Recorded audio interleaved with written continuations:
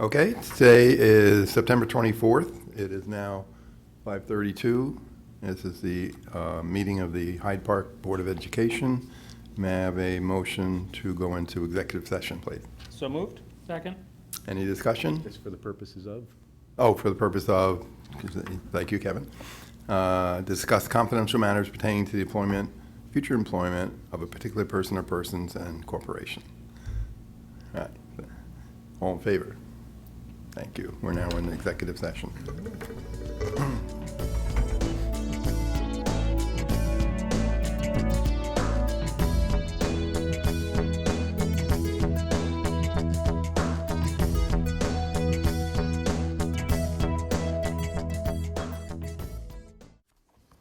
Good evening. Thank you for being patient with us. May I have a motion to return to open session, please? So moved. Second. Any discussion? All in favor? Thank you very much. We're now back in open session. We'll have the Pledge of Allegiance.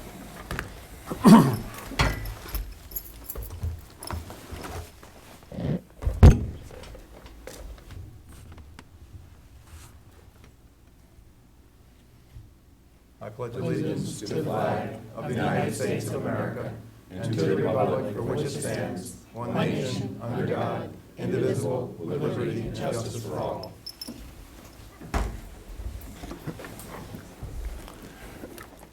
Thank you. There are no agenda additions. May I have a motion to adopt tonight's agenda? So moved. Second. Any discussion on that? All in favor? Thank you. Okay, that brings us to Pride.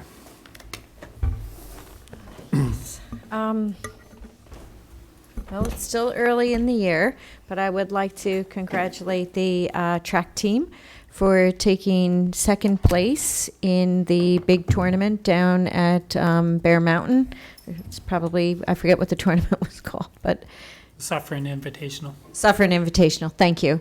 And specifically, we had a couple of great wins on that. I know Garrett Burnett and then the female, do you have that one? Nope, I didn't have the article in front of me, but anyway, congratulations to our cross-country team for the Suffering Invitational. And I believe, Dan, our soccer team came in the Joel Thompson tournament. They beat Red Hook. Right, 1-0. 1-0. So that is all I have. I don't know if any of the board members have anything. Is the story you shared this morning about the track, yeah. Yeah, the track. So I don't have the all of the exact details, but over the years, we have certainly been complimented several times on the performance, the sportsmanship of our teams. And we consistently receive phone calls from other teams talking about the good sportsmanship of our athletes. And there was a cross-country meet, and there was an athlete from an opposing team or another team who was clearly coming in first place and completely fell down just in front of the finish line.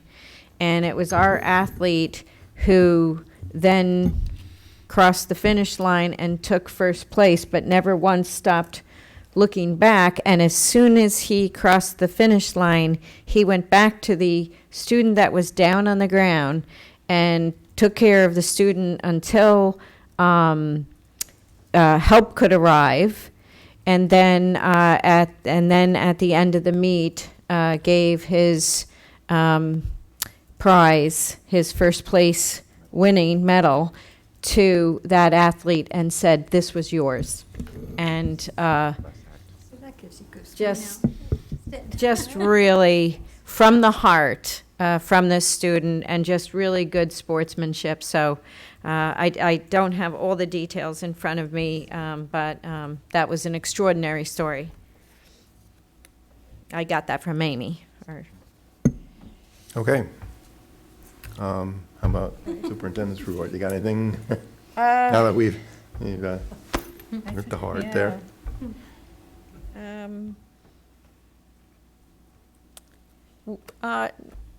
Off the top of my head, no. We will be giving an update on the UPK transportation at the end of October, so I know that was a concern at the last board meeting, so we will be following up with that at a later date. And I did not have anything else listed as a report. I hope I'm not missing anything. Okay.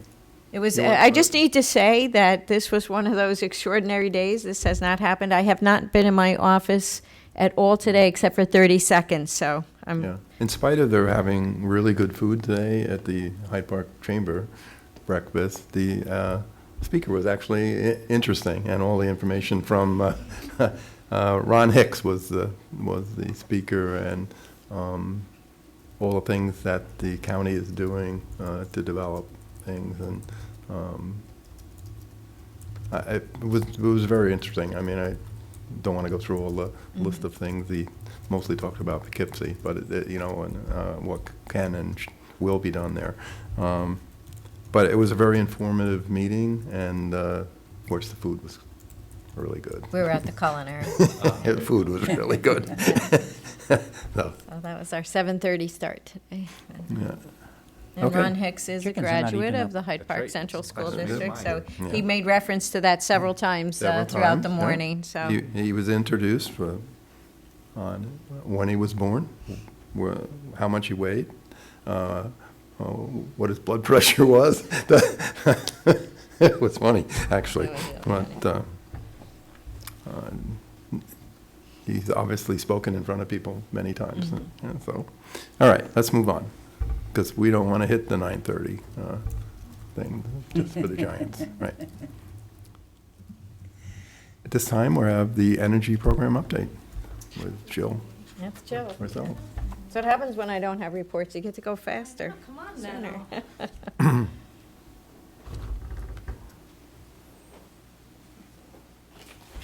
This is Jill Paracella, our education specialist, energy Energy. specialist. Okay, is this all set up to go? It might not be turned, the switch might not be on the side. But it is set to go if you just advance it one slide. Okay, is there a laser on? Yeah, there should be. There we go. Okay, that's Woo-hoo. me. Okay. Okay, we have just finished our second year of the energy program, and the energy year is offset by a month compared to the school calendar year. So it goes from August through July. It's just because of when the contract was signed and when the program was started. So this is from August 2013 through July 2015. And again, it's just a little bit later because of the way the bills come in, and they're delayed a little bit. So, we only have through July. Before I get into the numbers and where we are with the program, I just want to remind everybody what this program looks like for the district. That this is the district's program. This is Hyde Park's energy program, and we have partnered with Synergistic, and they provide our training and any help we need, resources we might need, specialists to come in and help us with equipment. But it's not their program. It's Hyde Park's program. We own it, and the success is ours. And we're halfway through our contract with Synergistic. So it's a 4-year contract, and even when we're finished with that contract, as long as we keep going with the program and put all the work into it, they will still provide all that help and resources and expertise. We just don't have to pay them anymore. So it's a win-win. And like I said, it's everybody's program, so everybody owns it, so everybody's accountable for their spaces and their behavior change. And I just want to touch upon conservation versus sustainability, because a lot of people get confused about what the program is and what it does. And the conservation that we focus on is conserving the resources we have. So when we talk about behavior change, it's changing our awareness and our behaviors in our schools and how we operate, and it's also looking at the mechanical systems that we have and how we can better control them and better repair them and run them so that everybody's comfortable and safe when they're in school, and we're not using resources when we don't have to. A lot of people ask me about why don't we have a recycling program? Why don't we compost our lunches? Why do we use styrofoam trays? And all those things are great, but they move into sustainability, which is a whole nother part of a program. It takes more budgeting, more time, and it's not something that this program can focus on right now. So we're working on conserving the resources and the energy that we have in use. And how we achieve these savings is one play at a time. So because we can't be at home watching the Giants game, we'll look at my play. That's for you, Roger. Yeah. These are all the components that, that make our play a winning play. These are the facets that lead us to success. So, I actually can't see the, Synergistic is, they're my right-hand guy. They're the ones I go to for help. They're part of that play. The community is part of that play. They're like wide receivers. They're out there, the students, the staff. They're the ones taking the message out. I have all the offensive line that I have to drive this play is all the audits that we do and the data that we analyze, our equipment and our mechanics that make the equipment go. So all these things come together and we win the game and the program one play at a time by keeping all these things in play. So, all right. So here's where we are. This is our second year energy savings. Now this is just for the second year because, we did the first year, and so this is from August 2014 through July 2015. The expected energy cost is what we would have used if we didn't have a program, and that's, they calculate that by taking our baseline numbers that before the program and, adjusting them based on today's weather, today's cost of energy, any equipment changes we've made, all those things go into that adjustment to come up with this expected energy cost. And then the actual cost is what we spent on energy. And special savings would have been, like in year one, we had a special savings because we found taxes on a bill that we shouldn't have been charged, stuff like an anomaly like that. We didn't have any of that this year. And the program savings is $208,795 for the second year, and that's what we avoided spending on utilities that we didn't have to, and that's a 21% savings. And this is broken out by commodity because everybody wants to know, what did we save, not just on energy, but on oil, and what did we save on gas? So those numbers are broken out by commodity, and it all adds up to that $208,000. And just to reiterate, the success of the program comes from the teamwork and all those components of the team, and the audits, being in the buildings when nobody else is, being the eyes and ears for F&O when they can't be in the buildings. And the benefits are the savings to budget dollars, which is really important during this financial climate when, budgets are tight and everybody's trying to find a way to save. And the bigger picture is saving for the environment and getting everybody on board with that. This is a side-by-side of the first year's energy savings, the second year's energy savings, and then the entire life of the program. So you can see that in the first year, we had a 14% savings, and this year we did better, and we had a 21% savings, so it grew. You can see that the 208,000 is a bigger part of the total program, and the energy savings to date is almost $400,000, $395,000, $525,000, and that makes it about a 17% savings for the whole program, and that's 2 years into the program exactly.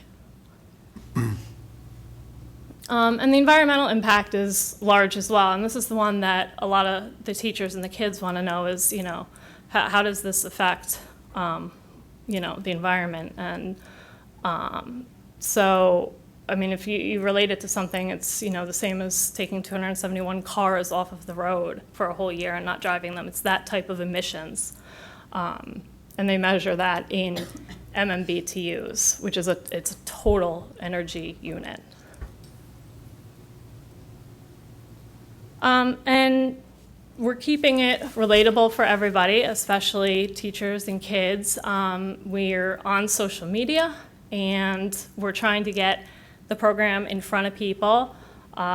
So everybody should follow us. Everybody here should follow us on Instagram and Twitter. And I keep putting things out there for everybody, just facts for everybody, pictures from audits that I do in the schools during the day, at night, just to keep people updated on the fact that we're out there and we're noticing the good changes, and kudos to this school and props to these people, because we want to make it fun and we want people to be engaged and interested. So where we're going with the program is trying to be more with the kids, and I want to be in the schools with kids, and I want to fit it into what they're learning in the instruction, if teachers can find a way to make that happen. And other things that we're working on are, making more sense in the buildings, consolidating building use, trying to find out where we can save, because we've captured that low-hanging fruit, and now we're moving into what else is there, because the program just keeps growing, and it's not going to plateau, and we're just going to find more things. So we're still out there, and it's still being very successful. Okay, thank you. Yeah, I am curious about the fact that this year's savings as a percentage was larger than last year's. I would have expected this to be the kind of endeavor where you see the law of diminishing returns, where it's easiest to find places to save early on in the program, but as time goes by, there's less opportunity. Well, I think that's true as far as, getting lights under control or changing air handler unit schedules. But I think that as each year goes on, there's more buy-in, and people are doing better, and we're finding things that maybe we didn't have time to look at the first year because it's so new and we were just getting our feet wet. And it's pretty consistent with what I see as far as colleagues in other districts who are energy specialists who've running, in East Greenbush, there's a program that's been there for over 7 years, and their percentage is now in the 30s because it keeps getting better and better. It doesn't seem to have that plateau, so, which is good. Jill, the 17% and then the 21%, they're both based on the same baseline, right? The first year baseline? Yes, and we actually have 2 years of data for our baseline because we wanted to make sure that we weren't just taking 1 year that was maybe cold or 1 year that had, this cost of something. So we have 2 years of baseline data to make it as accurate as possible. Harry, you have a- Yeah, the $395,000 of savings, is that net after all of our expenses? No, with Synergy? that's a gross Okay. savings. Do you have a net number? I with all can, the Linda costs of the can help program? me get that net number. Yeah, Yeah. it would just be good to know what, I'm assuming that there's something, there is a net. Yes, there is a net. And just so you know. I mean, you are dressed very well, and I assume that it's not going Thanks. into a clothing allowance. No, and I don't even have steel-toed boot allowance. So. Okay. And that net will actually increase substantially after that four-year Fourth year. contract with Synergistic, yes. Any other question? I just wanted to make a comment because Jill talked about some of the initiatives, and one of the things that Jill and I have been talking about, and we actually mentioned it to the board last year, is that the concept of let's just maybe gear up, we're thinking winter break, of having only one building open. And I think we've shared, there's about 20 employees Well, that you can do it now because the phones move with the phones the people. move with the Yeah. people. Yeah. Everybody has laptops. We have Chromebooks, but and people can work wherever. The 20 people that work over the holiday break, they're not going to stop working. It's just, you can't stop. They can't shut the district down. But we were thinking about shutting all the buildings down with the exception of the high school and, telling any clubs or groups that, if you want to use space, it's at the high school during that time, because we are literally, and I know Elliot had some concerns because he'll still have to have guys do sweeps of the buildings, and they do some cleaning, some deeper cleaning during the off time. But short of some of that, we're keeping 7 buildings open at a time when in each building there's 2 people. So you're talking lights, heat, for an extended period of time for very few people that, we could either just say work at home or relocate. So Jill was really excited until I told her the building we were going to keep open was the high school. She was like, oh, that's the one we wanted to close down. Why can't we just keep North Park open? Yeah. But it is something that we're looking at, and we'll certainly, as we move toward any kind of planning along those lines, we'll let people know. Is FDR part of the shutdown? Not FDR, the administration building? It could be, or it could not be. We haven't gotten that far. But we could do that because all of us can work either at FDR or at home. We could literally, with the portability now of phones and laptops, except for maybe creature comforts, but, and we have HPE with the whole department over there too. So. Okay, Jill, as long as you're up there, because I have a note during the board discussion on our goals, I brought up this, I have a little note in there that I wanted to continue these things, but I was also interested in the effect on employee morale, their efficiency in doing their job, how they feel this program is going.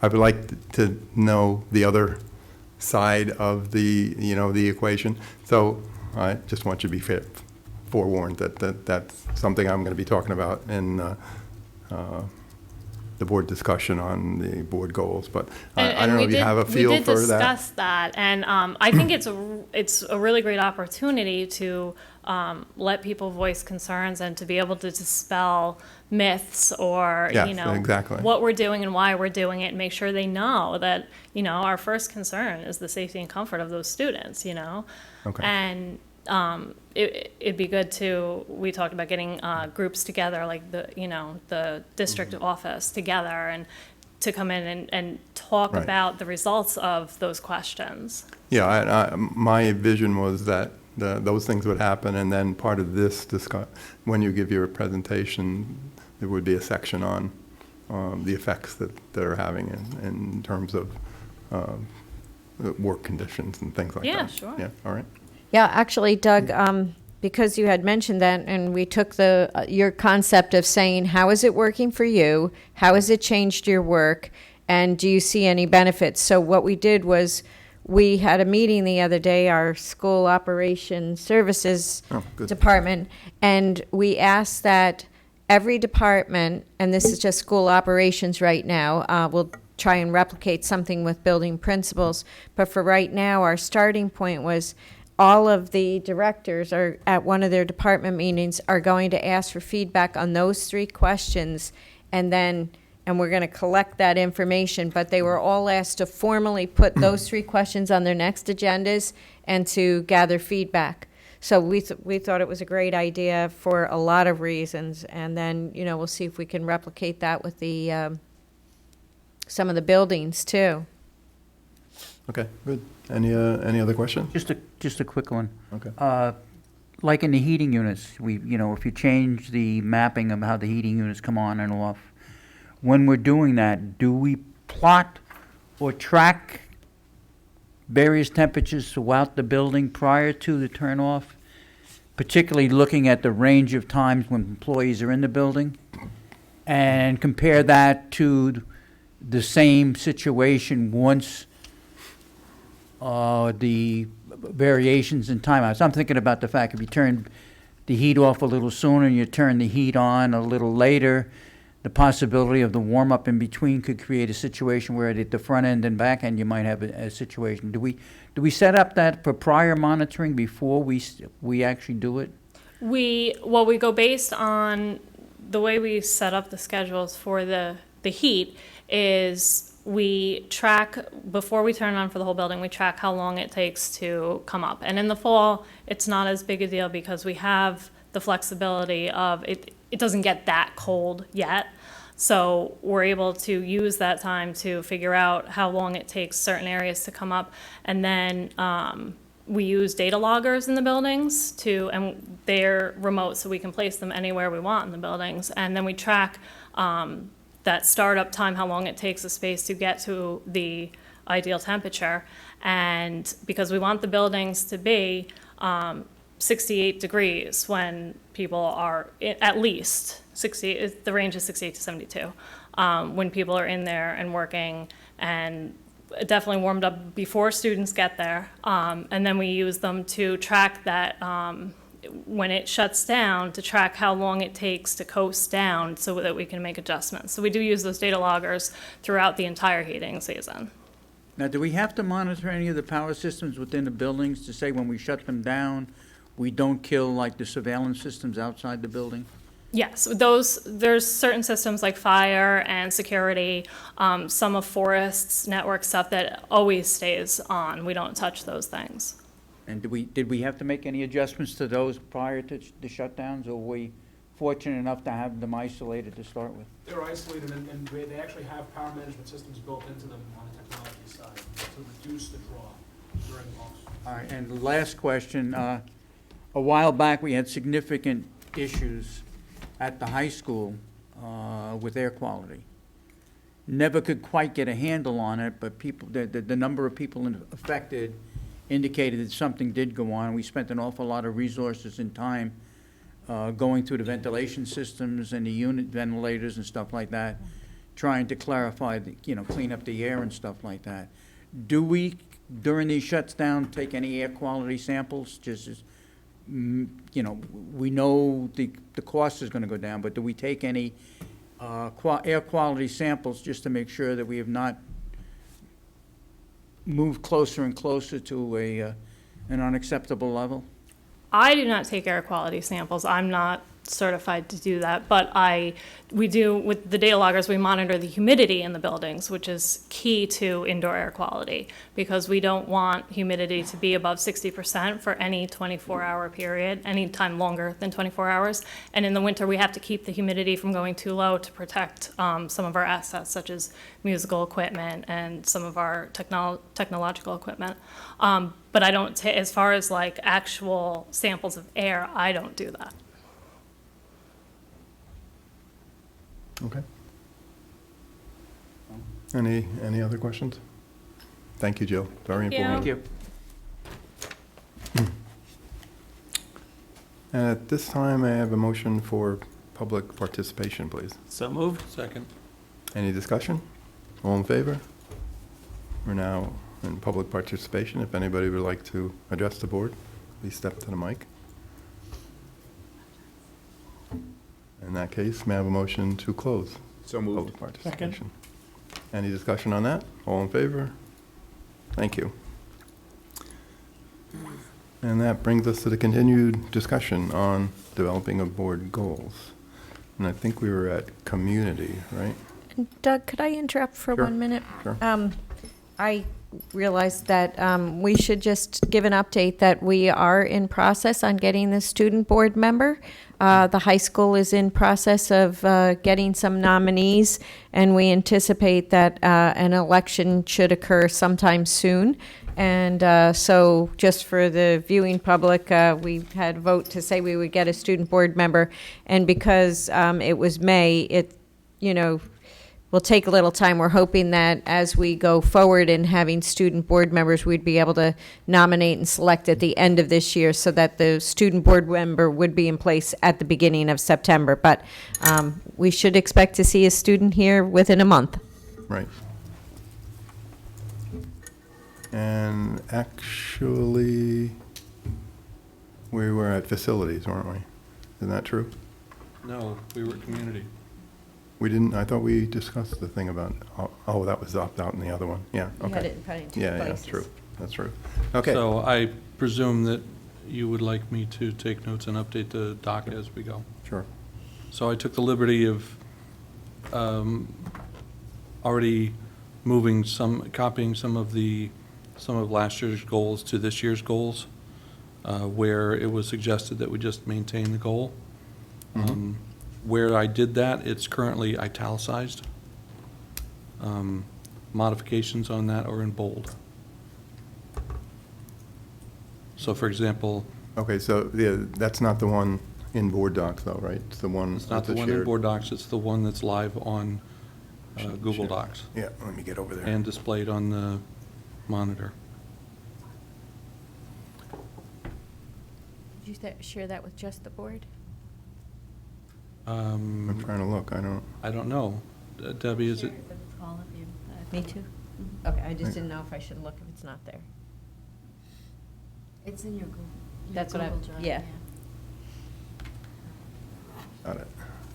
So I believe that we were on community.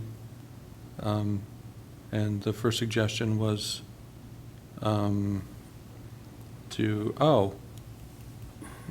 don't know whether that was, we did cover it We already. did cover that. We had quite a discussion on that. Yeah, On community? Yeah.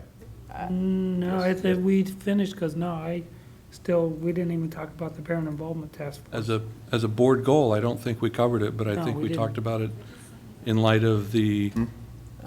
testing report, in light of Didn't know if that was on the original. Cora's presentation last time. We talked about standardized testing, and the fact that we had a lot of opt-outs. And at that time, I think we talked about having a public meeting. So That's what I this is thought. the first time that we've discussed it as a board goal. Yeah, but then we terminated, I don't think we finished the community. Right, we All right. kind of ended Yeah. at that one, yeah. Right. Yeah, we stopped before we reached community and the board goals. Right, Okay. right, okay. Because it appears. So the one that you moved over, conduct an exit poll, which I think we learned good stuff on that. And you must have added the live tweet? Yeah, I added that out of my own volition. It occurs to me that we've often talked about trying to reach the community, and I thought that since, Live well, tweet during board meetings? yes.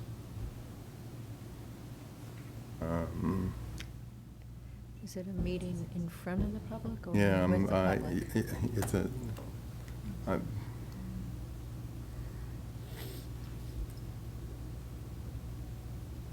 I mention that because I would be Yeah. willing to do it. yeah, I'm just wondering what the expectations would be and how disruptive it might be to the actual flow of the meeting, which is, as Kevin's had many times, a meeting of the board in public and not a public meeting. So where's the line between that and, I personally have no problems with live tweets, although Well, I guess I'm a dinosaur. I don't do tweeting, so I don't even know. I don't know what we're talking about here. Yeah, what does that mean? I guess, I'm not as much of a dinosaur as Doug is, but.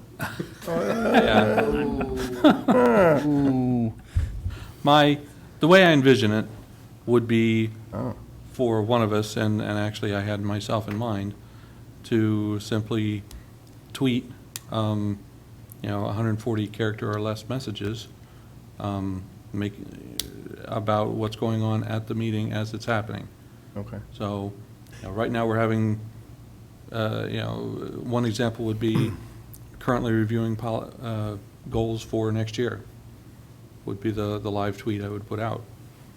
And as we, Okay, well, since I just got a note here, before you get going too much, evidently NISMA says that we're not allowed to do that. we're not allowed to live tweet while we, Yeah, They didn't say we're not allowed to do it.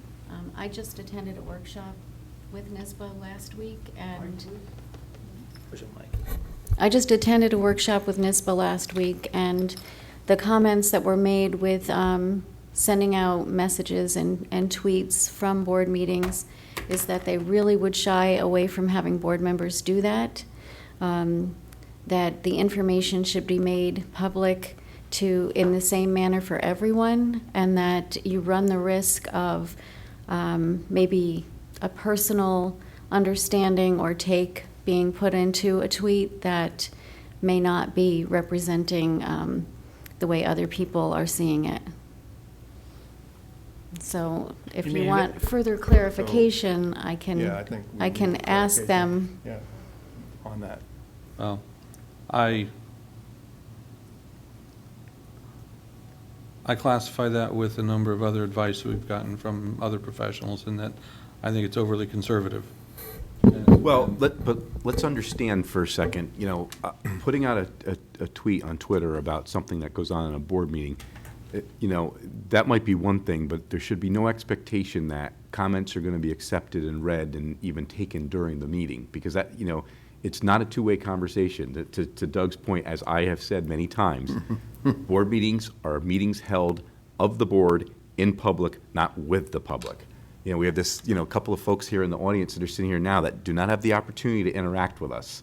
But yet, because you're making a tweet, I'm sitting at home going, oh yeah, good point, or that's a terrible idea. And then suddenly you read it, and now you say, well, geez, there's one of these Twitter users just said that's a terrible idea. We don't want to, and maybe that wasn't the expectation, but that's a path we do not want to go down, because you might as well just have folks sitting here in the audience shouting out, that's not a good idea, I don't know I guess I'd have to understand what the expectation would be, or how it would be utilized. So I think that there are some good points here. It wouldn't be my intention to bring public comment in, by opening that channel. However, I do know that a lot of people use Twitter as one of their primary feeds for news and current events. And I think that it would be a good way for us to raise awareness of the fact that there are regular board meetings. I think a lot of people don't really know what goes on at the board meetings unless they're watching the video. If they don't have time to watch the video, if they're not aware of the fact that it's on Channel 22 or YouTube, a simple tweet of, yeah, we talked about this, yeah, we talked about that, can be done in such a way that A, it's not colored by opinion, and B, it doesn't interfere with the workings of the board meeting. And so there's a number of stipulations in what I just said. It's not my intention to disrupt the workings of the board. It's my intention for the community to feel more involved in what we do. Yeah, like, for example, at budget adoption time, seeing that, a tweet that goes out that says, board just adopted, the budget, whatever the dollar amount is, unanimously, period. That's factual. There's no opinion attached to it. Yep. I can see like some value in that. I just want to make sure that it doesn't turn into an open dialogue, or that there's some expectation that, well, I made a comment and boy, either you didn't respond or you are responding, or or whoever's because that's not what goes on in a board meeting. It's not allowed. It would be chaos if it did happen. It's, again, that's why the board meetings are conducted in the way they are. So that would be my only comment about it. But, for certain very factual things, I could see where there might be some value to it, but I just would be kind of cautious. And, I wouldn't be the one sitting here typing away, and I would just want to, ensure that, you wouldn't feel like you were being distracted from your attention as following a board meeting. You would be your problem to figure out, not mine, but that would be my concerns. I'd be over here wandering off doing something else and kind of missing what was, the cadence of the board meeting or what was happening during the meeting, So. Well, I regularly take notes during the board meeting anyway, so. Right, yeah, so that's just another place There to wouldn't plot the be note. much overhead. Right. So, but yeah, we have to recognize the world is changing and how we communicate with the public. But like I said, I just wanted to, that was my only concern is, it's not a two-way dialogue, because it certainly isn't for the folks here, except for, the periods that we allow it, and so. So you would, tweets go by followers and stuff like that, right? People who follow the hashtag or whatever the heck it is you use there. I don't know what I'm talking about, but, Sounds like you do, is that close? Sounds good. Yeah, so I would attach a hashtag, a unique hashtag for business that took place during the board meeting, and people could, in fact, search on that and find it, and if they so chose, they could follow me, although why would anyone follow me is And- kind of beyond my ability to understand. And the reason has to be live during the meeting and it couldn't be after the meeting? It could be after the meeting, but if you remember a few years ago, I used to put out email summaries of the meetings. And I found that by doing that, it became much more time-consuming than I could really afford. And so doing it during the meeting, first of all, kind of limits me to what we're talking about now. I can get it out, I can get it done, and kind of is self-limiting in terms of making it a very terse, bulletized, short form method of Okay. drawing attention to what's happening now. And I think it's that well. immediacy that makes it a little more compelling. I guess I don't see the difference. An email is usually quite a bit longer. 140 characters, is that what we're talking about? Mhm. Number of tweets, and you can put as many as you want, one after the other, right? Right. Um, And the I other, don't see the difference between doing it after the meeting as opposed to during the meeting, but Well, I mean, unless you you know- just forget what you're going to say, and then after the meeting, you don't. well, that's certainly true. I could take notes during the meeting and then write a series of tweets following the meeting. But like I said, I think with Twitter, the immediacy of live tweeting tends to have a compelling factor to it that, effectively sending an email via Twitter after the fact doesn't have.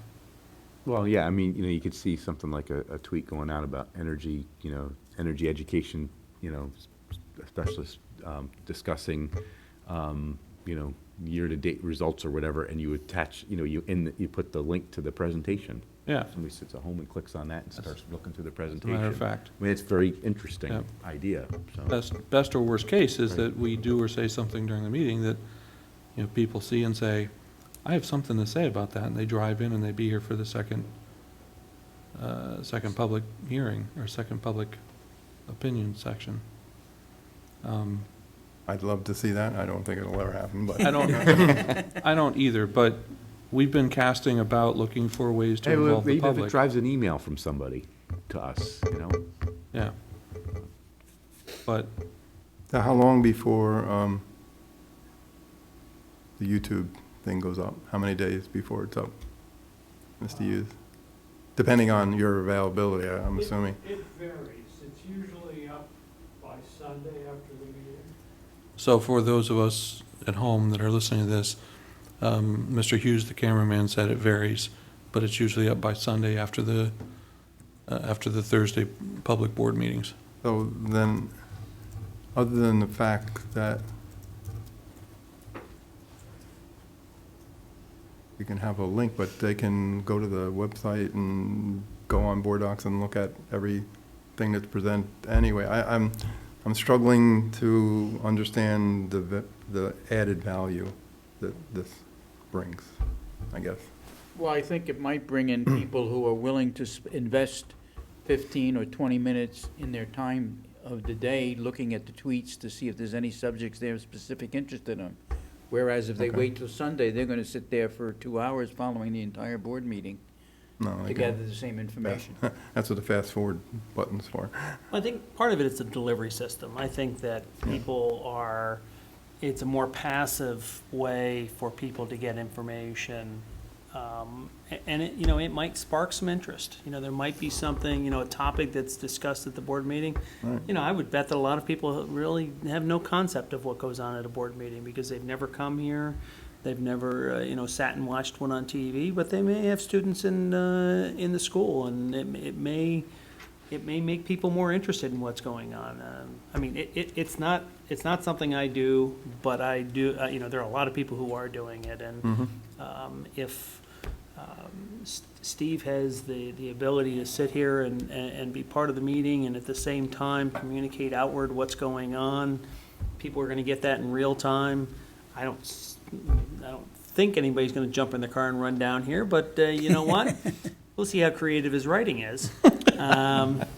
But I'd be interested in knowing what NISBA, what points NISBA has, if there's some backup document that suggests and I'm why not it shouldn't be sure. done. I mean, maybe we're missing something, but I'm, It probably has to do with the actual wording of the tweet. well, and I think that's a good point. And you know what, I'm thinking, well, you know what, I may need to get a Twitter account and so I can follow him. Yeah. And, That's what I think. So And now everybody's looking at to Twitter, now monitor looking what at he's, the I can agenda. look over his Yeah. shoulder usually, but he, All right, I'd like to get more information from NISBA, and I certainly am not opposed to different technology, but I want to make sure that it's A, legal, and B, something that people want. So Sounds getting like back- Sounds like they do. so I mean, it perhaps- sounds like they would if this is a popular, so perhaps thing. the goal should be is that we need to review technology opportunities for providing media more tech- information. Yes, you make, Okay. making use of social media. that or I'd like technology. that as a goal. But that's in technology, right? Well, under it's technology. community as well. I mean, to me, it's a matter of reaching the community. I mean, we're Okay. not, technology. Use of technology to outreach to the community Yeah, as yeah, a goal? yeah. Sure, okay. And in the same regard, maybe, that may be one of the questions we need to get out on our exit poll. And, Is- for those that are watching this on YouTube or however, on Channel 22, if this is something you want, let us know. Yeah. That would be helpful. Doug Heater at HP. Our email address are on the website, Yeah, so whoever you would like to pick. Don't tweet us, email us. And don't tweet me because but, Okay, so. yeah, that'd be good.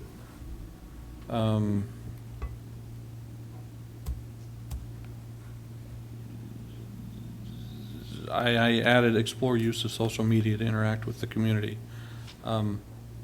I think that at one point, maybe not last year, or that maybe it was the year before. We talked about Facebook. Yeah, yes. we talked about Facebook, and that was not one of our more successful efforts. That is correct.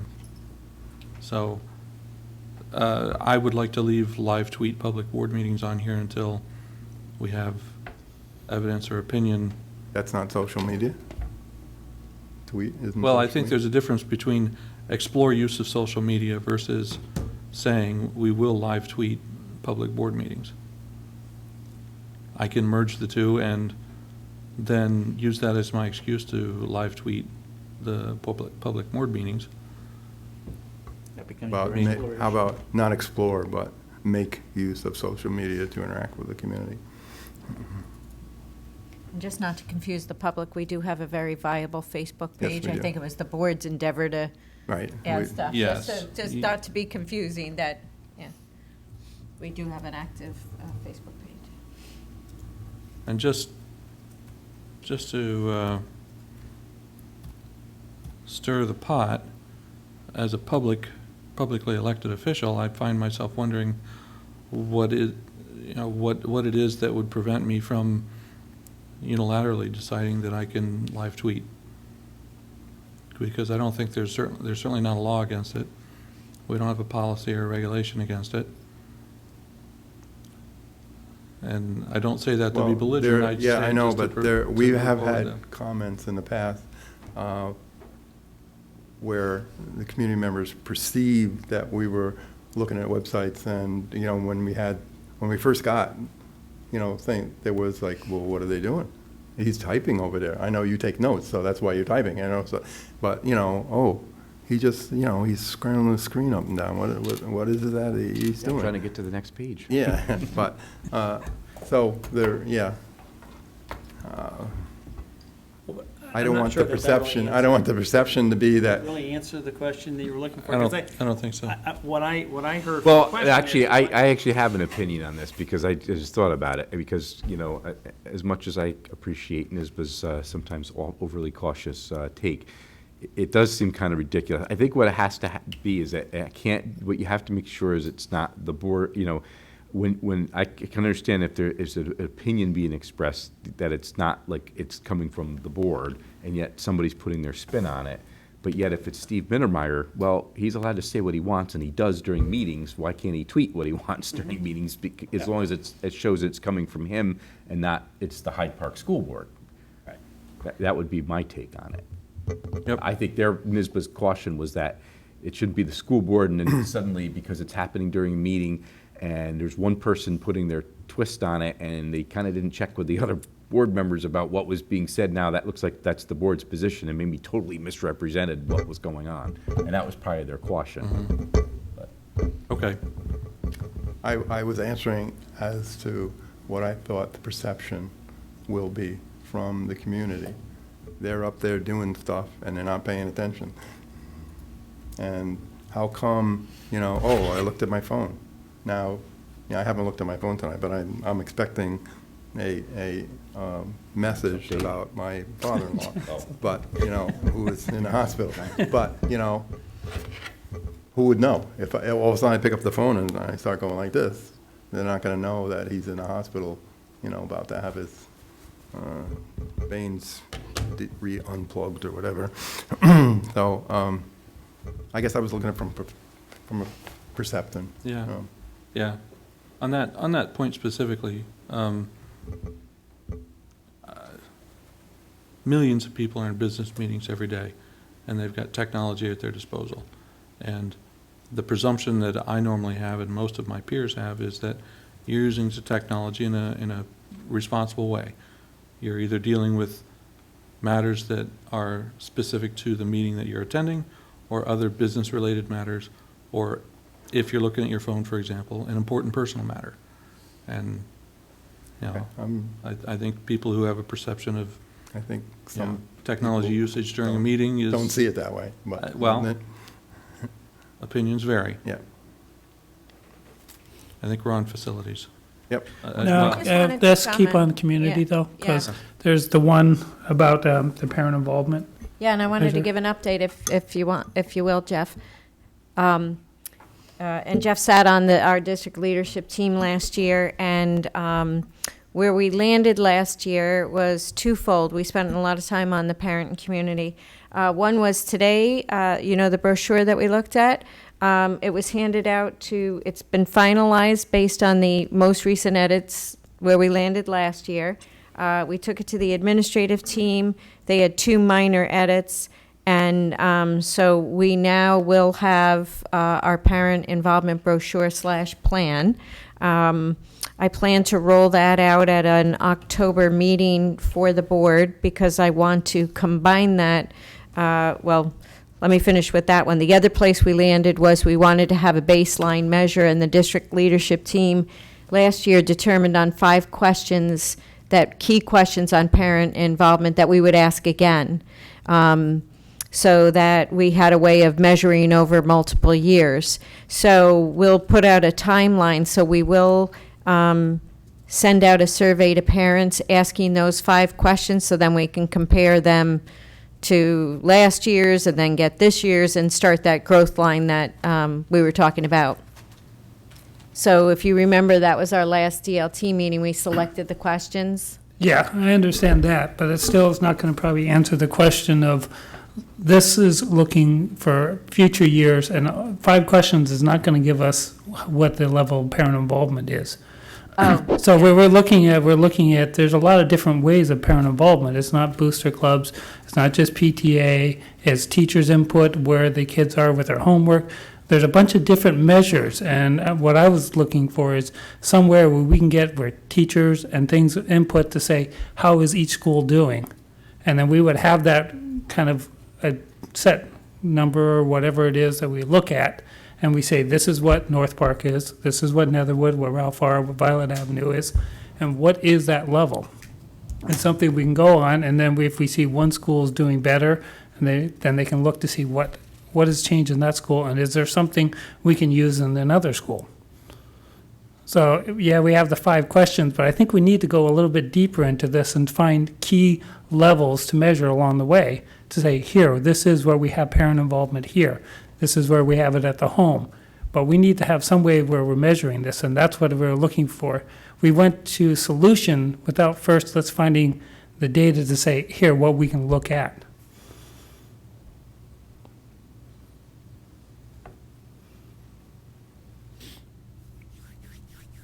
So I still would kind of like to keep this on here and say, here, let's look, what are key measures that we're going to look at? And let's go ahead and ask the 5 questions, but let's go back and see if this is actually answering what we're looking for.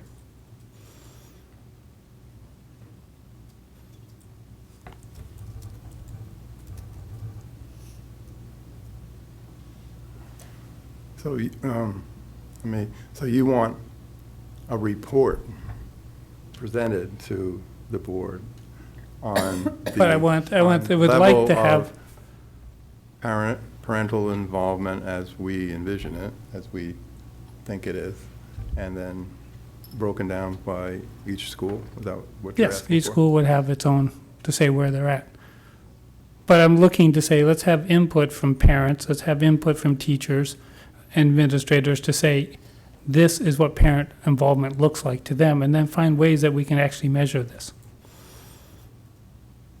Okay, I'm trying to separate between what the administration is doing and what is, our goal is to receive information, not to formulate how we're going to do all this. Or am I missing the point? I was at the DLT and I did not really see the way this being discussed in this way. Okay, so that,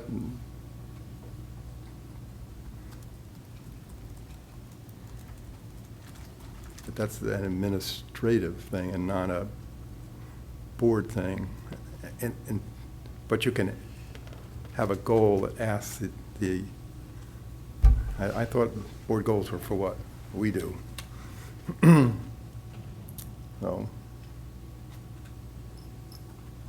although not to say that I think parental involvement is extremely important, and it's the key to success. Absolutely. I'm just having trouble getting it as a goal that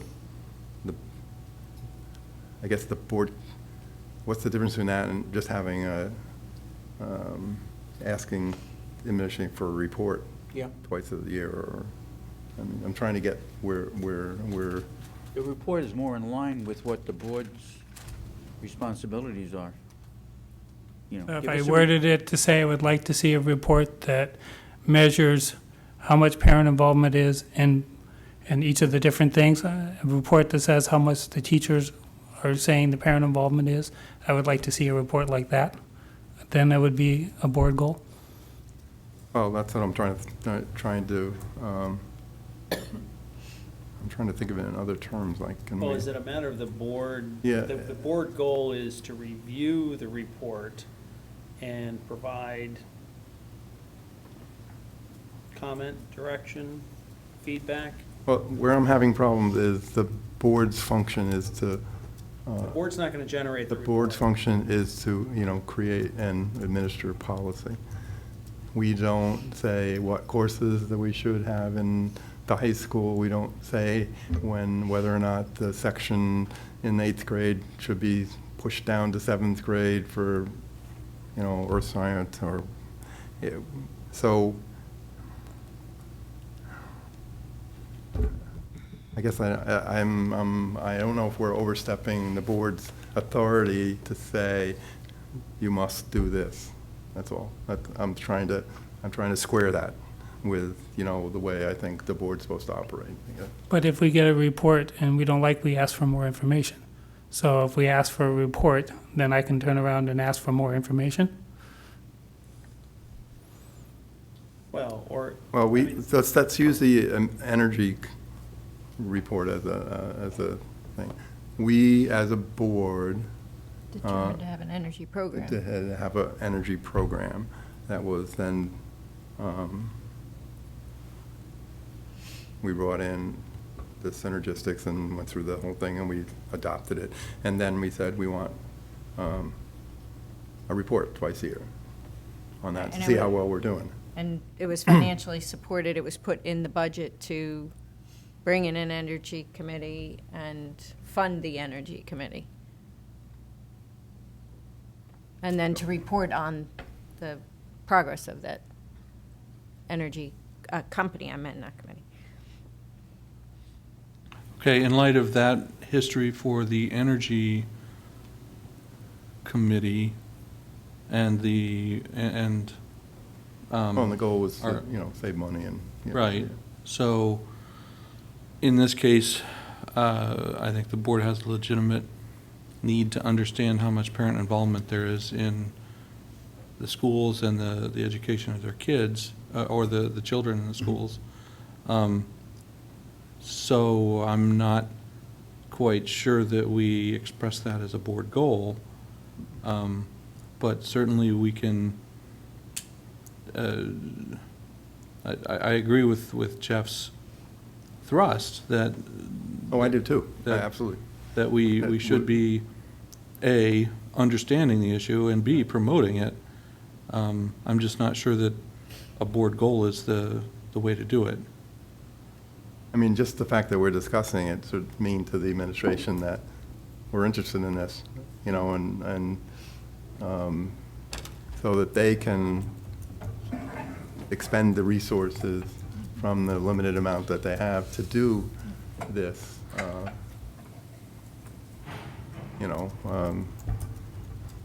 It's hard when, the difference, the line between what we can do and what we say and what people perceive. And, is if you go to a concert and you make a casual comment to a principal, they might take that as, oh, we got to do this. Board members want to know what the thing, and that's really not what we should be doing, even when we do it by accident.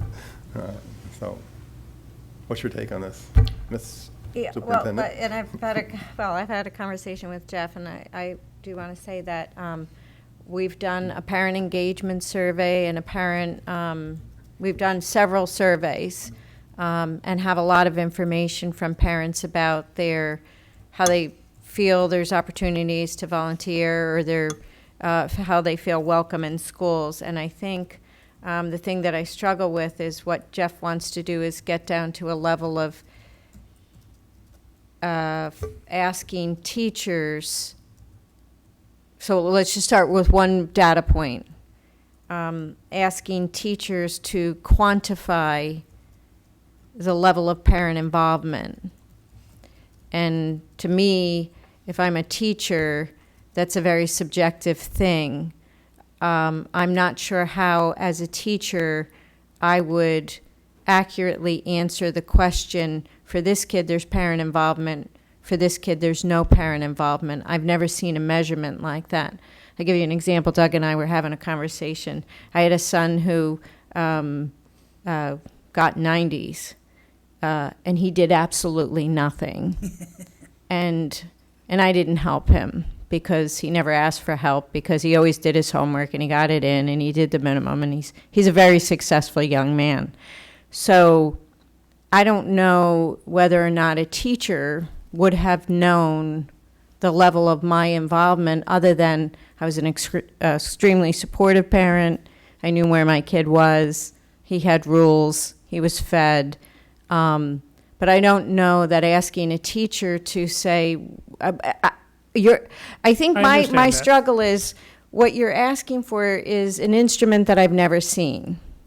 And then if showing up at an open house night is something you want to measure, we could start to count heads at an open house night, and that would be a data set.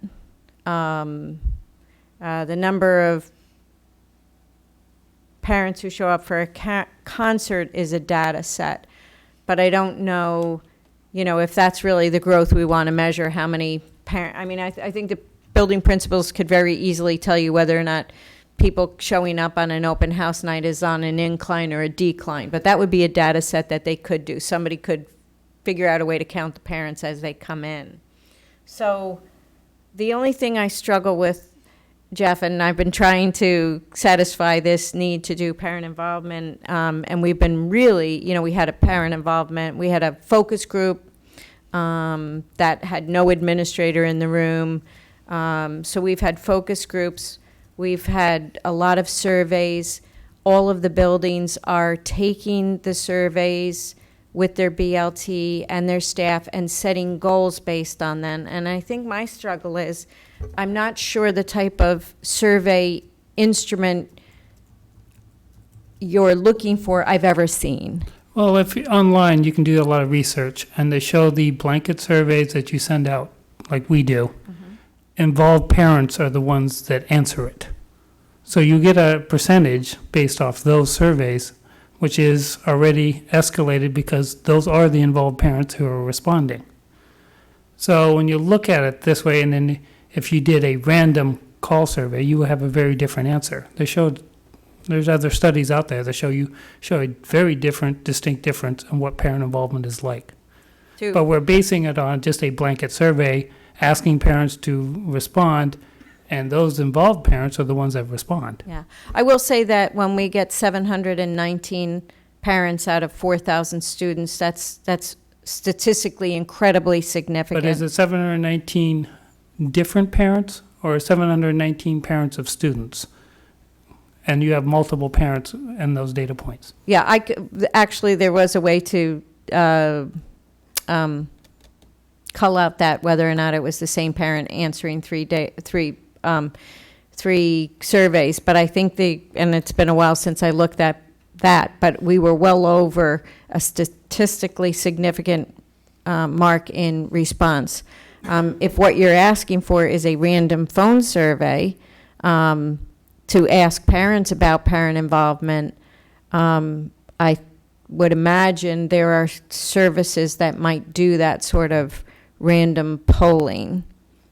And then, again, so then you'd want to, what would you ask the parents? I have to get back to you. I had some things I actually went and researched on. So things that are asked. You're interested then in a random phone call survey? I would be interested in having a group look at this and say, what would be the best way for us to really measure parent involvement In the buildings? in the buildings? As opposed to as involvement in their homes? I mean, Parent there's two different- involvement is across the whole board for I know, education. it's a big thing. thing, yeah. I would be interested. And the question would be, are you able to help your child with homework? With Yeah. Common Core, this is a big question. And that was one of the questions on our survey, but what you're saying is that beyond the survey responses you got, we got from that question, and in response to the answers on that, we have quadrupled the amount of parent evening sessions we've had on Common Core for parents. And what has come about with those evening sessions is every time we offer one, we get more and more parents. So if the question is, you know, some of the things that we've gotten from the survey, for example, how are you able to help your children because of the Common Core? We got low enough ratings on that question and have established you know, a multifaceted approach, everything including putting videos online of lessons, having more Common Core nights, sending more information home. So we could continue that. I just think that all of the data that we have gathered has been incredibly valuable. And we've actually put together really good action plans and continue to put together action plans based on that.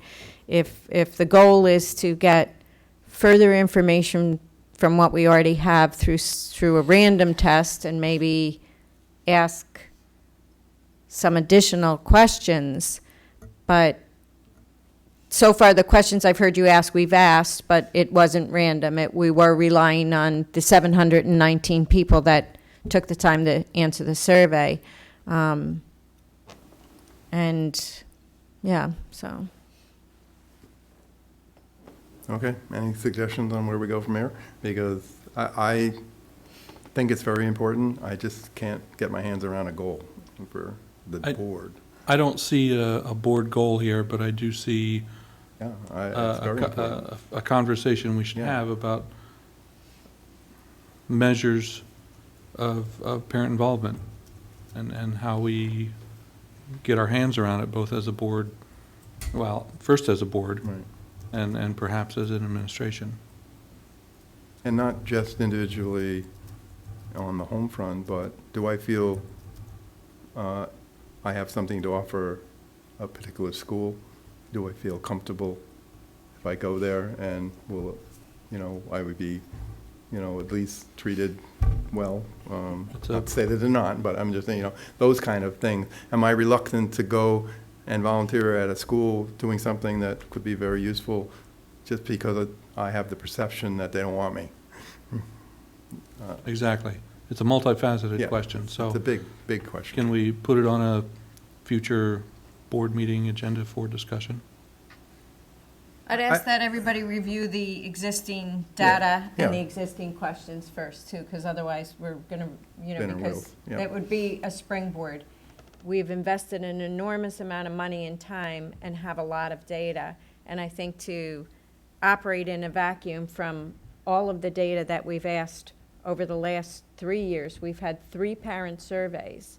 And to ignore that we have, and I'm not saying, Jeff, that you are, but I think to have a conversation like this in a vacuum of what we've already done and what our data is already telling us. Like you just stumbled upon, I feel welcome in my child's school, which is one of the That questions. just came to my head. That's all. But it was one of the Oh, okay. questions. All right. And collectively in the DLT, that was very specifically one of the questions we wanted to ask again as a baseline. And I think what Jeff's trying to express is he doesn't want to hear from the parents who are filling out the survey, or not that he, no, sorry, sorry, Jeff. No, that was my fault. It's really late. No, it's not late at night, but it's been a long day. No, he wants to hear from people who maybe aren't picking up a pen to fill out a survey. Now that's a different type of polling technique. But to do any of this in a vacuum with a 3-year initiative where we have put the time and the expense into collect an enormous amount of data, I would just ask the board to not do it in a vacuum of what we've already done. Could we have a short report on what changes have been affected because of the surveys? We've done a couple, we can add to it. Yeah. Maybe The other- that will be a good starting point. The other thing that would be helpful, now that you bring it to our attention, we have put quite a bit of effort into this. We've had multiple surveys. Could you give us a list of web addresses to the results of the surveys and reports? Yeah, That- or just share them on Yeah. Google. Yeah. It might still be It might be online. still online, yeah. Yeah, well, my point is that, Dr. Rychek talked about several of these. And, having a one-page summary of this is all the stuff we've done would really give me a springboard where I could go out and review it. Off the district Because page. without that, I'm not gonna be able to find all the resources that I'm sure she's aware of. So you're asking for what again here? The A list, results from the survey? a list of references, pointers to If you the go to surveys. district leadership team on our website, click on the district leadership team and it drops down, you have 3 sets of survey results. You have the 13-14, the 14-15. I don't know what the first one is, but, just different ways of getting there. Family involvement surveys by building for the 13-14 year, and the same for the 14-15 year. So all of the survey results are still up for the two, and we surveyed parent, staff, and students, parent, teachers, and students, and then in 2014-15, we did the employee engagement survey. But the parent involvement surveys, the 2 most recent ones are right there online, so let me see what happens when you open them. I'm doing that right now. you So, go it's to- not statistics, though, it's kind of words. You're talking about this one? No, that's the DLT. If you click actually on the 13-14 survey, I did. you On the little green button, so we're, no, click on one of these, the 14, yeah, I don't know. I have the, oh, okay. um, What's, all right. Family survey. and it's probably, that's the one for the high school, yeah, and if you click it up, and I feel welcome in this school, like I am kept informed. I am satisfied for the opportunities for me to be involved in this school. And again, these were questions we asked Mhm. twice and have, results. And yes, these have been all viewed by PTAs and BLTs. And again, I would, Well, if again, if we could have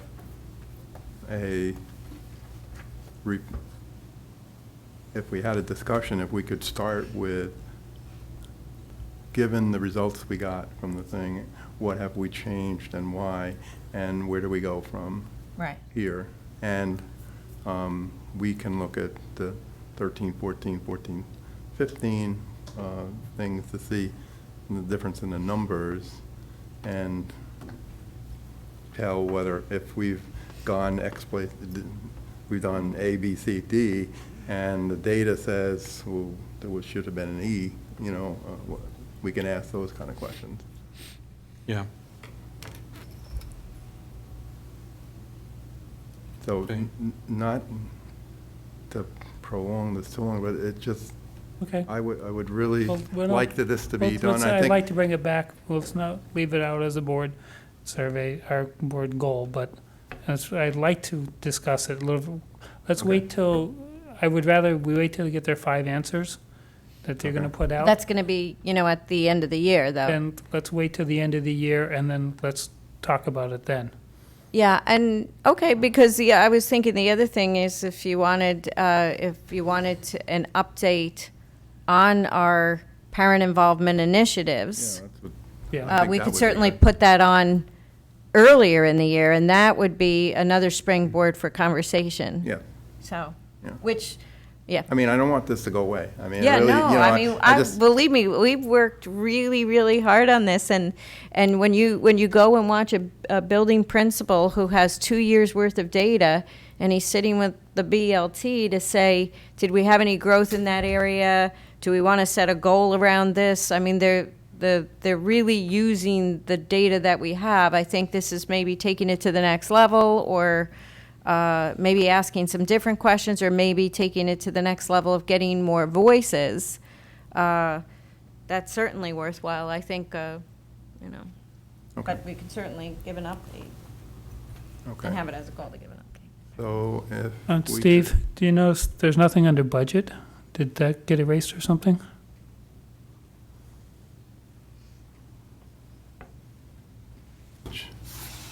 Where am I here?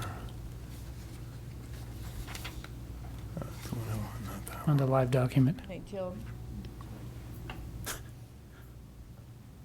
It must have, Okay. because So- we covered three, So we're good with community? We can move on? we are good with community. It's still on the board docs version. Yeah, so after the meeting, I'll restore that. Okay. So we're on facilities.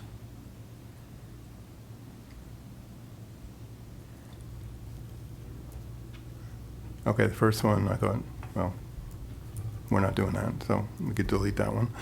So everybody's okay with deleting the enrollment and capacity study goal we had last year? Um, Oh, we didn't have it. Other than changing the date, I think we should still receive, you know, master facility plan. And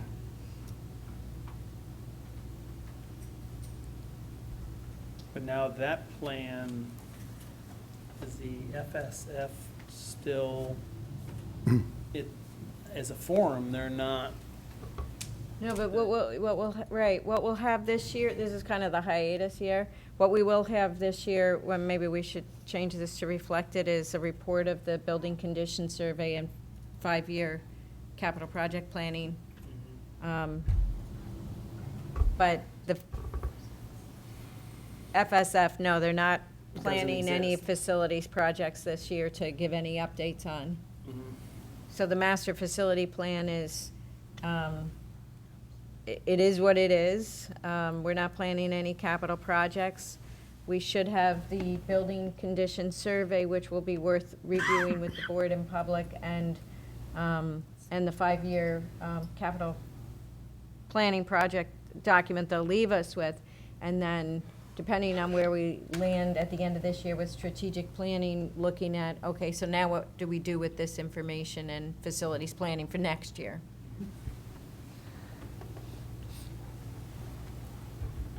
Okay. I thought we should leave the, So we don't want to put FSF in there. no, I think so. The point is that we want to word it something that we're going to receive the information from the building condition survey 5 years. and then 5-year capital project plan for the purposes of identifying needs Capital and, projects, capital yeah. projects going forward.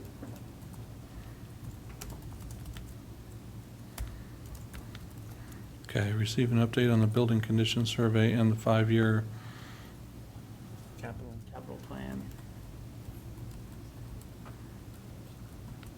For the purposes of identifying future capital project needs or future facility needs.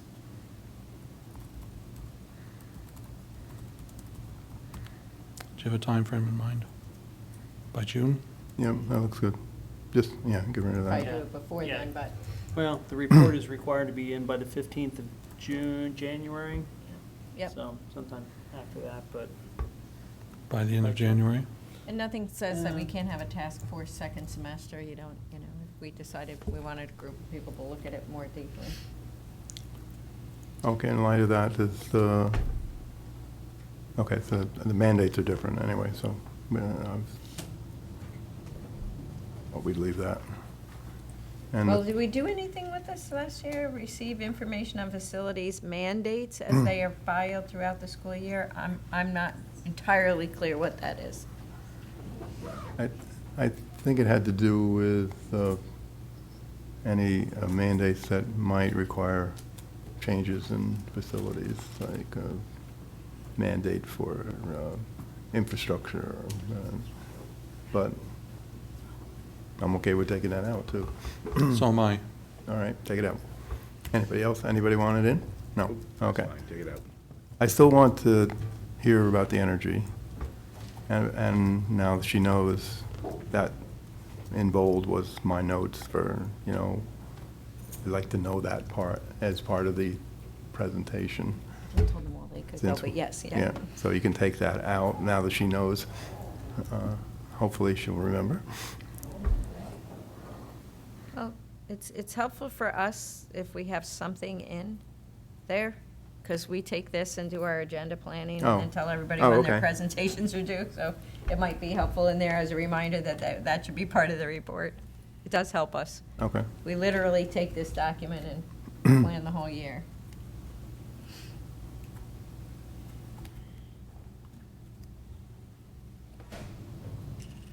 From stakeholders on how it's working.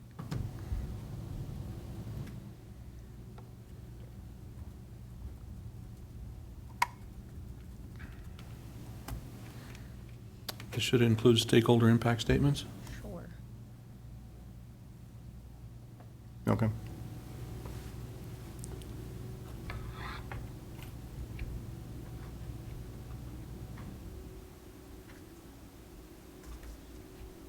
I mean, it may be a whole lot of nothing, but I'd like to know from the employees what they think.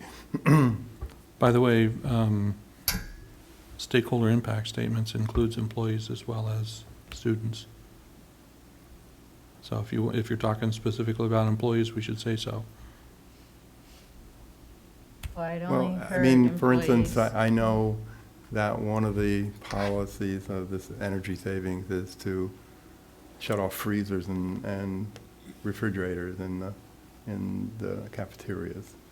And No, sometimes but it makes, we don't shut off freezers and refrigerators. well, that's I've not, got Elliot right here. I know you heard that, but we don't shut well- off the freezers and refrigerators. Can't do that. maybe,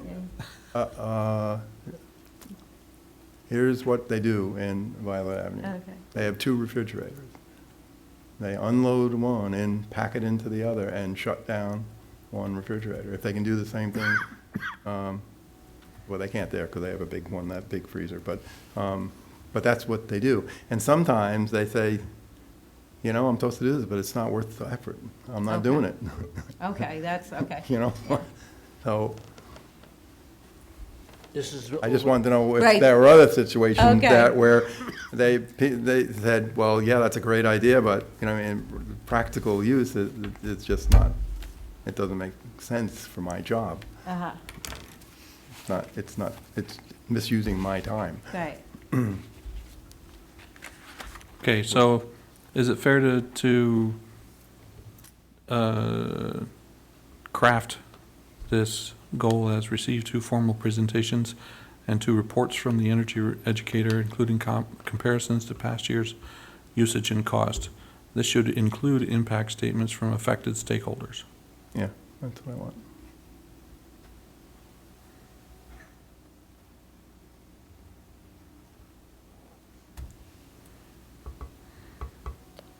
For the, That clarifies Can we how we're use- shutting down refrigerators. yeah, I didn't want the public to think we're serving warm food or non-compliant temperature food. well, Jill tells them anytime it's going to be 3 days off. So that's from a Friday to a Tuesday, they're supposed to. Move it all into one, Move it all consolidate into it. one and, and Gee, maybe if And, it all fits in not one, they only should only turn have it off, one. but unplug it. Well, that was kind of a, yeah. Assuming it does, yeah. Because that's what people do in their houses, and other places. If you don't need If two, you if don't it all need fits two, you in don't leave two one, plugged in, because, it's more efficient. Right. A full freezer is more efficient Absolutely. than a half-full freezer. Just saying what I heard, that's all. It's only one door they have to stand there and look at and try to figure out what they want. I think, Of course, now it's I packed think so that's a badly, you can't see simplistic way what's of looking behind at the it, front but, line. I think when it's your job Yeah. and not your home, is a little different. So, anyway, let's be fair for a second, okay? And without sounding like a jerk, you're paid by the hour to do what you're told. And, if the savings outpaces the cost of the employee, then that's what we should be doing. That's a valid question to ask Right. whether the savings outpaces the cost of the Isn't that what the employee. goal is? Isn't that what our So- goal said? Right, but if, just because somebody doesn't feel like doing it, doesn't mean it shouldn't be done, so. I'm trying to think of them being misquoted or I just said it wrong.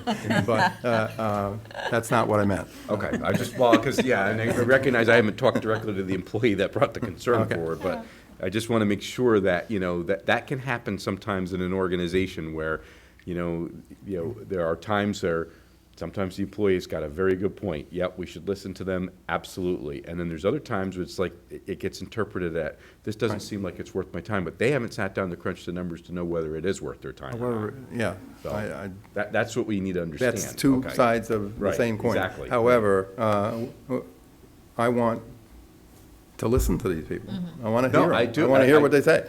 Absolutely, but if it's, if the savings. And if it turns outpaces, out, yes. You gotta say, I'm sorry. Yes, You may not feel exactly. like doing it, but we pay you to do what we ask you to do, and this is the job, Well, one of the things we did realize through, not to belabor the point, but one of the things that we did realize through the employee engagement survey is we don't spend enough time talking about the rationale behind some changes right. or explaining it. So if we find out that through some of this, that one way we can help is to communicate better, to provide rationale.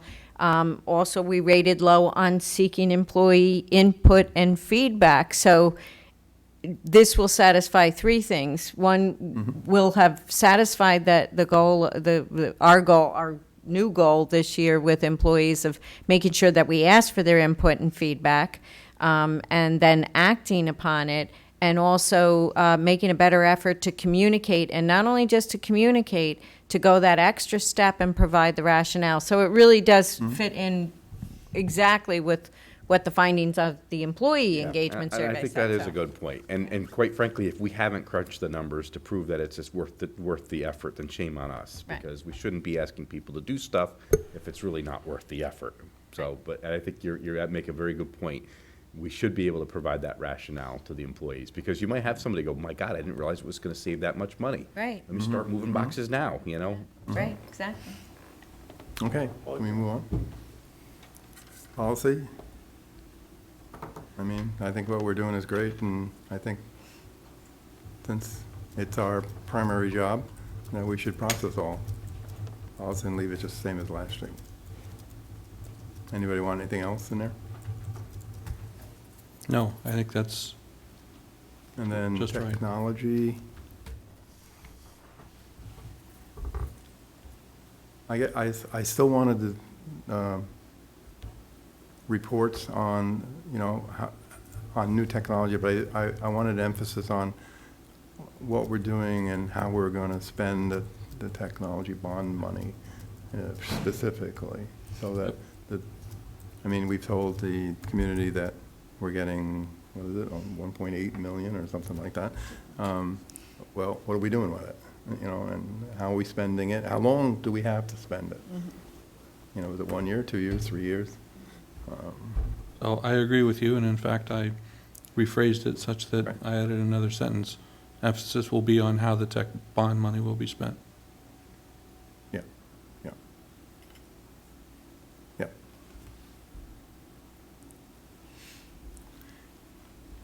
And the other one was, since we're really talking about going to one-on-one, I want to make sure that those technology-related policies are looked at every year, really, because it's just changing so rapidly that we have to have policies that meet the needs of the new reality of what you can do in classrooms with technology.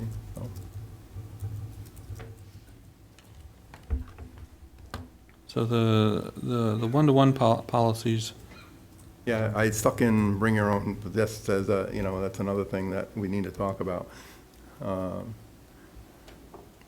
yeah, Because from not a little, I've been reading a lot about the different other districts and other states, and bring your own device is quite prevalent.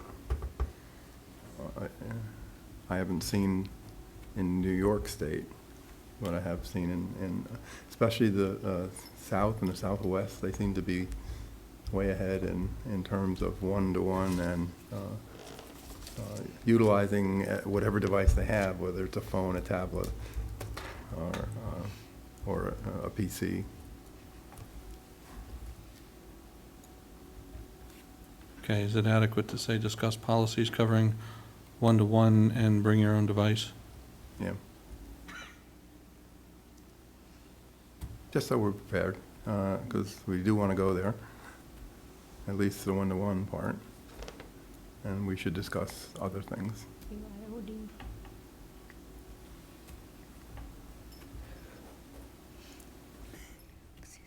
It's spreading.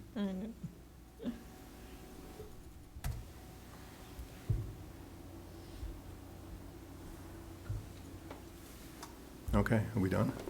Is this, everybody happy? That's a different question, Doug. And there is no way I'm gonna make Roger happy, because we're gonna get done before 9:30. I just want everybody to know that. All right? We can still drag this out. At that point, it would become a filibuster. Yeah. Oh, phooey, I just turned off the, I just turned off board docs. Well, hold on. What's the next thing? Okay, can I have a motion for the consent agenda, please? While I go find the, So moved. Second. any discussion on that? Why do I keep doing that? All in favor? I can't do two things at once, you know that. Board doc, log You're under on page. pressure, and it Yeah, this is. bold. Okay, what's the next one? We're down to, Special education placements.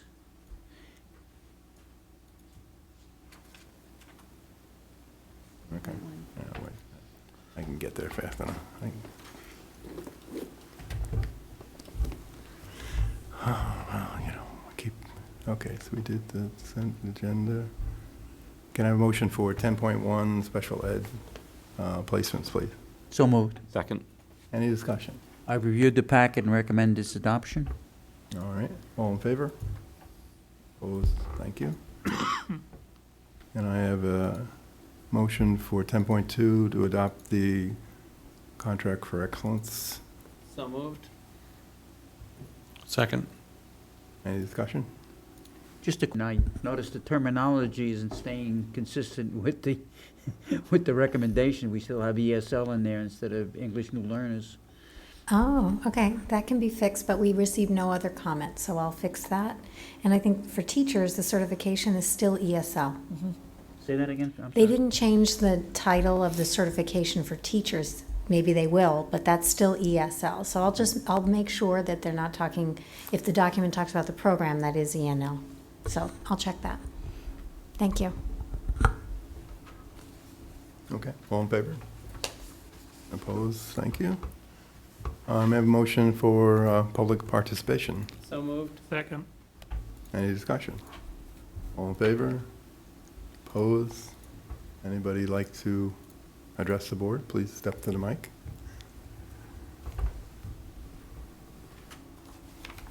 Okay, may I have a motion to close public So moved. participation? Second.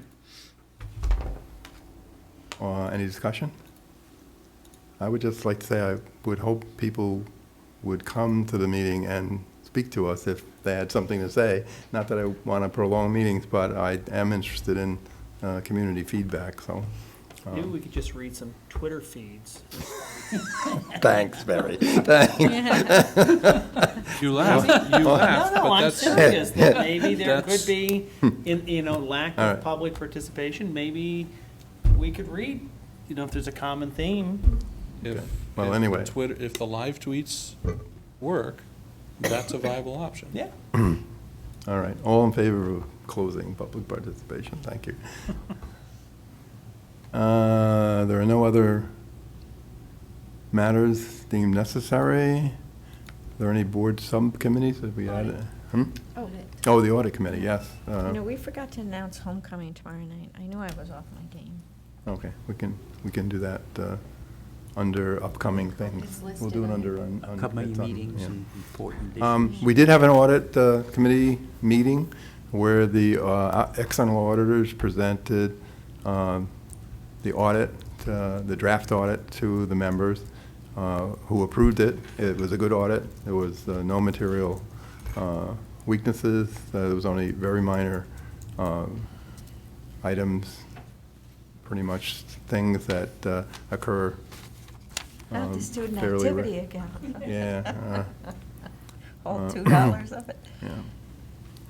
So, at the second October meeting, First meeting. the first October meeting, the next meeting, the external auditors will present their findings, and we're recommending that they be accepted.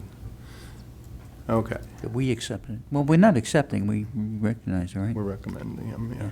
Doug, before you go on, the Technology Committee is also meeting on Monday at 4 o'clock in this building. It's here. Here. Yeah.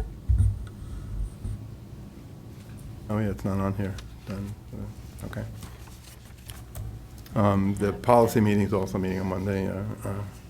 So I got a full Monday. Okay, upcoming meetings. Friday, that would be tomorrow, September 25th. At 5:30 PM is the dedication of the naming of the athletic facility. And for those that aren't able to get there, it will be called, from now on, the Oval Office. Presidents. Followed, at 7 PM, the homecoming game against Washingtonville, I believe. That's at the high school. Friday, October 2nd, is a go-home early drill day. Monday, October 12th, is a no-school day for Columbus Day. Wednesday, October 14th, at 6:30 PM, is the district leadership team meeting. Hmm? I think that's actually the 13th. No. Is it? Okay, and it's here at the administration office. All of you that are on the DLT probably It's know this Wednesday. already. And on Thursday, October 22nd, is the next, is the Board of Education. Where's the, how come we don't have the first Board of Education meeting in October on I here? guess I skipped that Hmm? one. I moved right to the Uh-huh. last meeting in October. Well, there is one on the 22nd. On the 8th. And there's also one on the 8th. The 8th is here. That's the next meeting, 7 PM here at the district office. That's what And the you second think. one, October 22nd, is also at 7 PM. That will be held at Violet Avenue Elementary School. Okay. There's no need for an executive session. May I have a motion to adjourn, please? So moved. Second. Any discussion? All in favor? Thank you very much.